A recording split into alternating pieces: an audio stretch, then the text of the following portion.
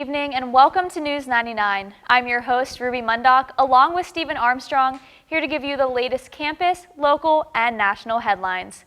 Stay tuned because News 99 starts now.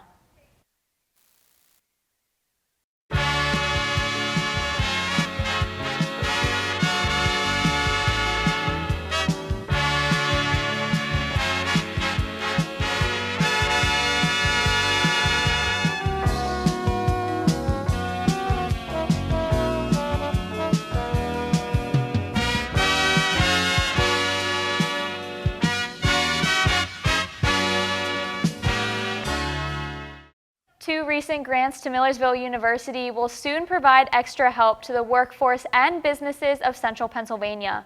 Millersville's portion of an $11.7 million grant from the U.S. Department of Labor's Occupational Safety and Health Administration will be used to support small businesses as they train their employees in fall prevention and ergonomics.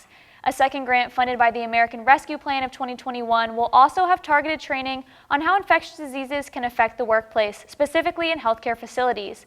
Dr. Jack Agutu, who has led Millersville University's occupational safety and environmental health program since 2015, stated, quote, "Most small businesses in Lancaster and around the country have limited resources to get quality training materials.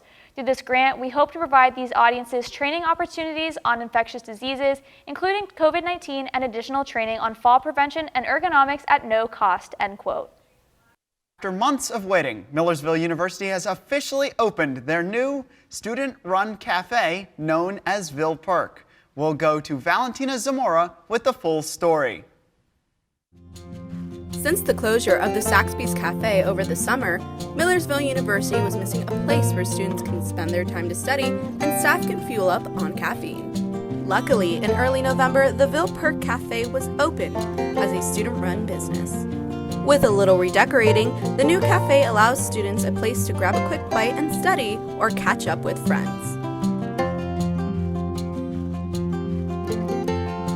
Whether it's a coffee or a cupcake, their many go-to choices are sure to be a delicious part of your day. I've been Valentina Zamora, and you're watching News 99. When we get back, News 99 will be giving you the latest news and weather updates. Ryan, what can we expect for the weather? Stephen, we've enjoyed quite a stretch of sunny days these past several days, but I will say we do have a cold front coming in here that'll be sweeping through the Commonwealth within the next couple days coming up. Stay tuned. I have the full forecast coming up here in just a bit. Welcome back to News 99. Stephen, I really enjoyed those colder days, and it feels like summer now outside. Well, yeah, to see if that warming pattern will stay or maybe the cold will come back, we'll now go to Ryan with the local weather.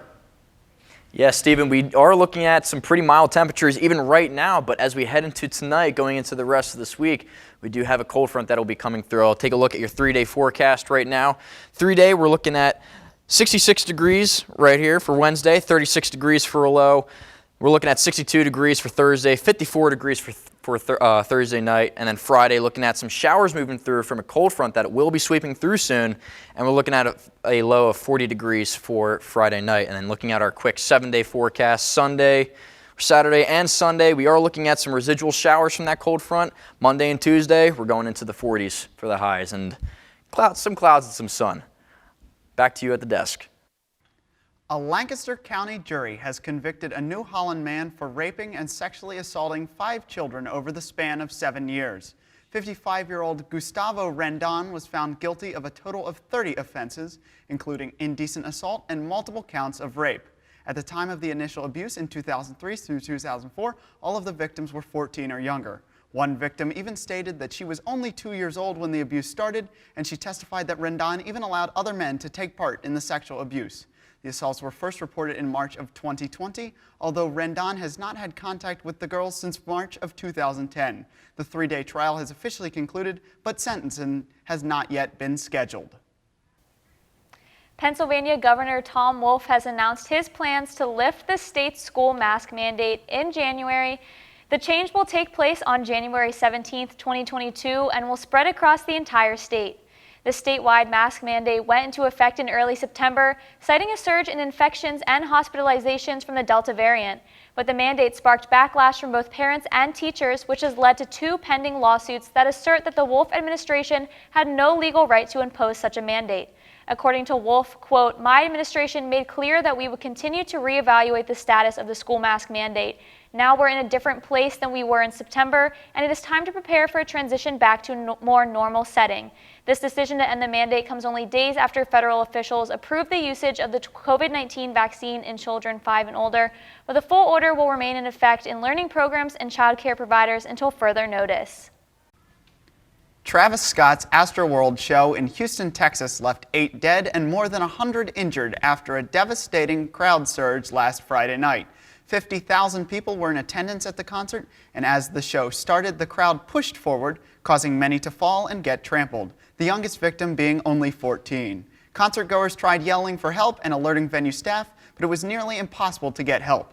Audience member Emily Munguia said, quote, "The crowd was squishing me, so much that I felt like I couldn't breathe. I started screaming for help. I felt so scared, like I was going to die," end quote. The show continued for 40 minutes after the initial surge that crushed victims, with a lack of communication that led to even more injuries. Since this tragic incident, 18 lawsuits have been filed against Scott and the staff for negligence, and he has been under heavy criticism from the public. Scott released a video statement following the incident, stating, quote, "Anytime I could make out anything that's going on, I just stop the show and help them get what they need. I could just never imagine the severity of the situation," end quote.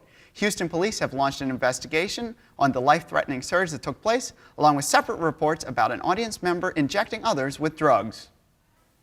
The panel investigating the January 6th insurrection has issued about 24 subpoenas to try and find out more information about the incident that took place at the Capitol earlier this year.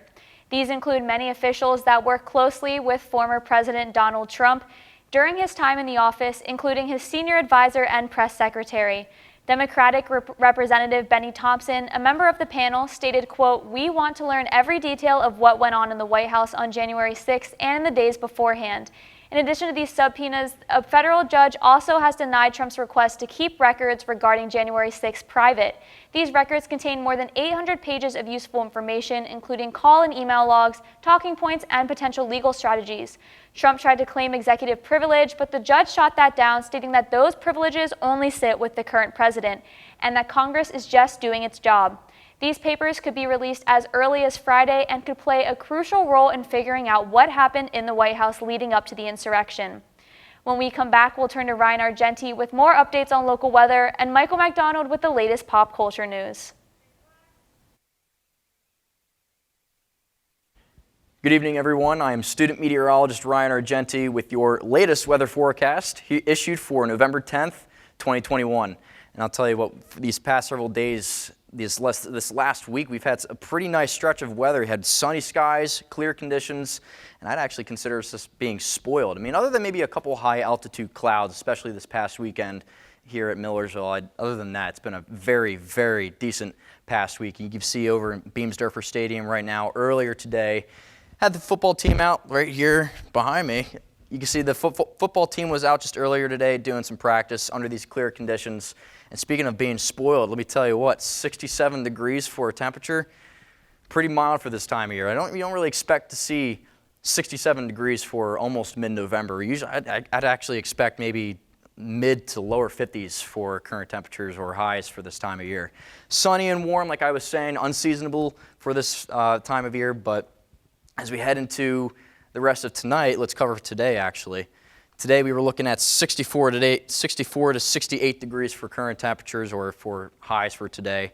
Sunny and warm like I was saying in the last slide, but today as we head into tonight, actually 34 degrees, between 34 and 38 degrees we'll be looking at for tonight's lows.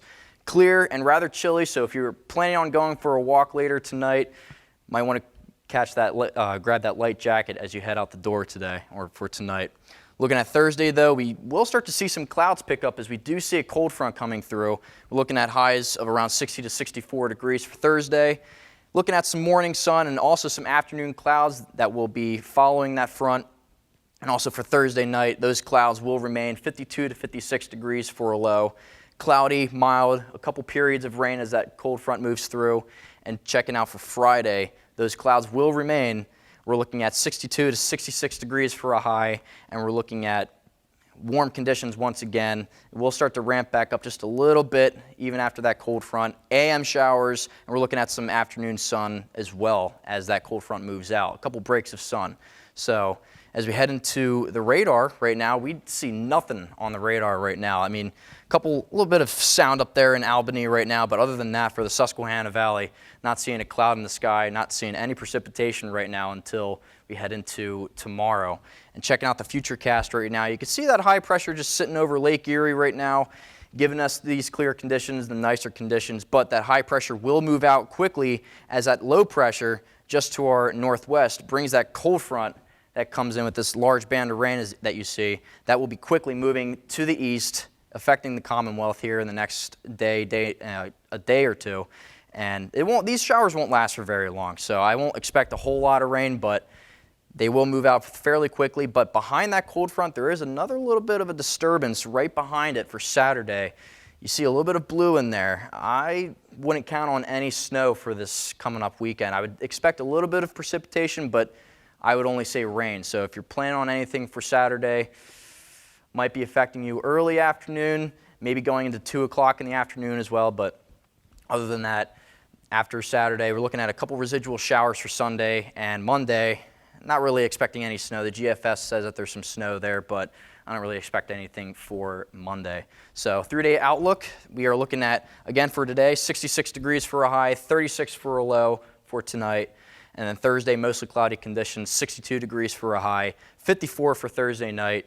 And then looking at Friday, those showers do move in, 64 degrees for a high, 40 for Friday night's lows. And checking out our 7-day, we are looking at those showers for Saturday, that second system that moves through, 54 degrees, lows going into the lower 30s. Sunday, we're looking at a couple residual showers again, upper 40s for a high, lows going into the lower 30s. And then for Monday and Tuesday, we are looking at mid to upper 40s for the highs and some breaks of sun, some clouds and sun.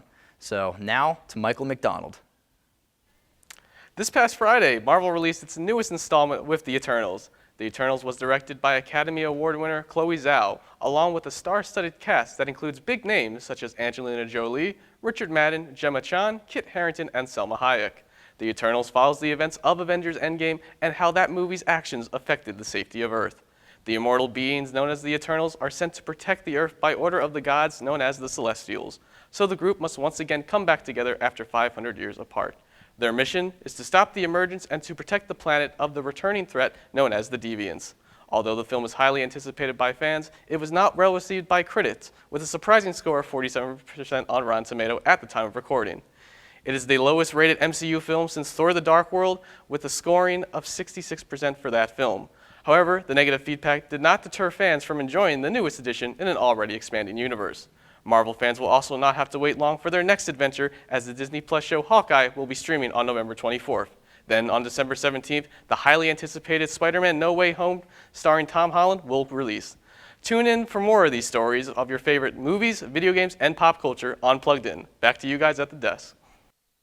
That's all we have for you this week for News 99. Thank you for watching, and make sure to tune in next week for the newest local, state, and national headlines.